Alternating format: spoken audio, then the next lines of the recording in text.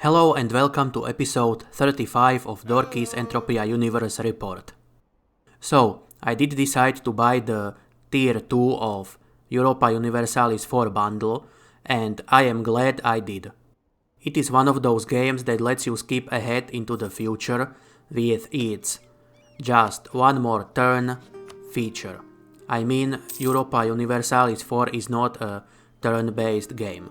It is a real-time grand strategy game.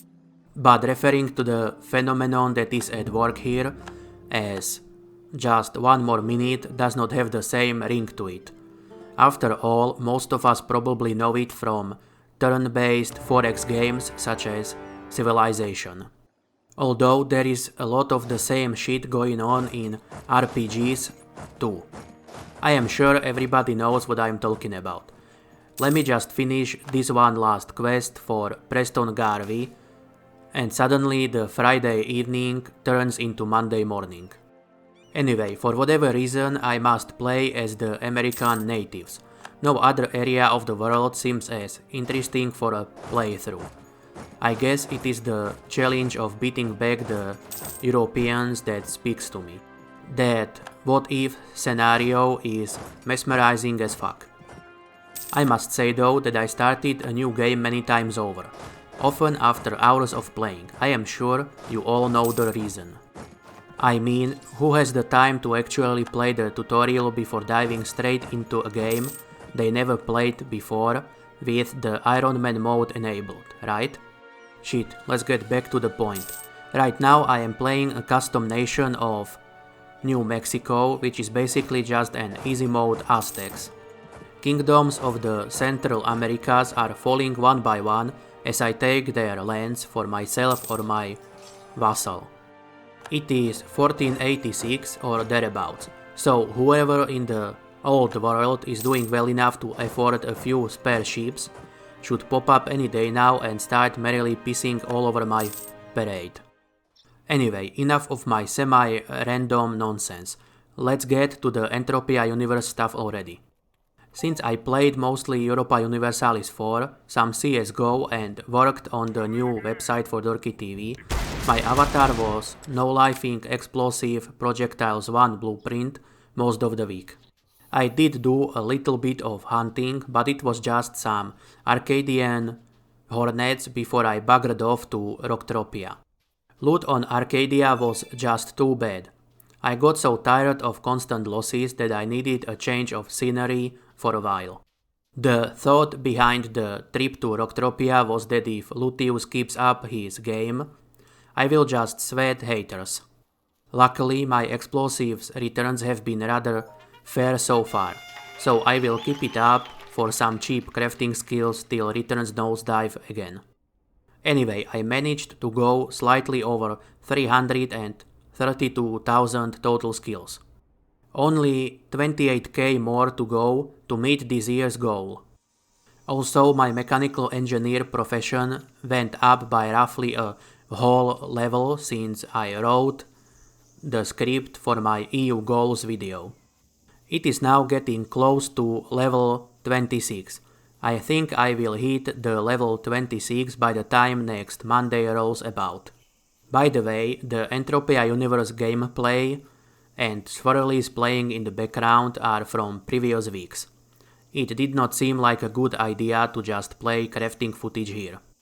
While I can stare at that progress circle on crafting interface as it goes round and round for hours on end, I doubt there are that many of you who would share my fascination with it.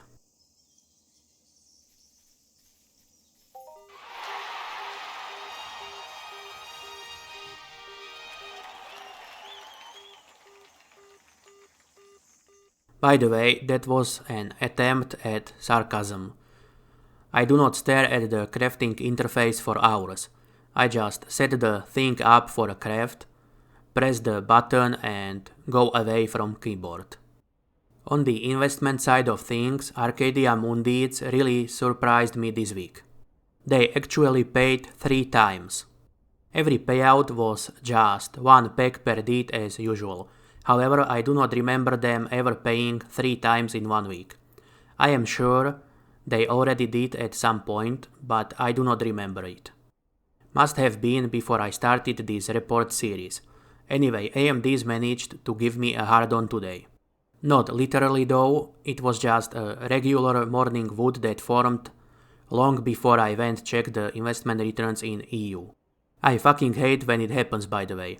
Very few things make a man as desperate as having to dump a Dorki real bad first thing in the morning, but being unable to do so because the little Johnny decided he wants to play soldier and refuses to go limp.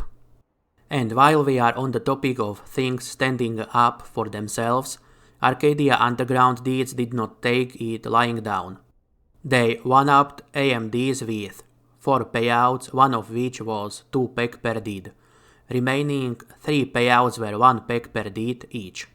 While not spectacular, this was still better than the AMD's payouts for the week. Actually, it was even better than the Crystal Palace payout for the week. CP shares paid out only about 1 peg per share. It was probably a bit over 1 peg, however it was definitely low enough for my 2 shares to pay out only 2 peg combined. A rather disappointing week, I would say, especially considering the Merry Mayhem already ended. I was hoping the CP payouts would go back to normal right after Merry Mayhem. Anyway, there were 6,361 Crystal Palace shares up for sale on the market when I checked today on Monday the 27th of January 2020. The cheapest shares were priced at 18 peg 91 peg, although the cheapest big stack of over 1300 shares was priced at 18 peg 94 peg. To conclude, I really like the Europa Universalis 4 despite lacking a few IQ points to actually play it well.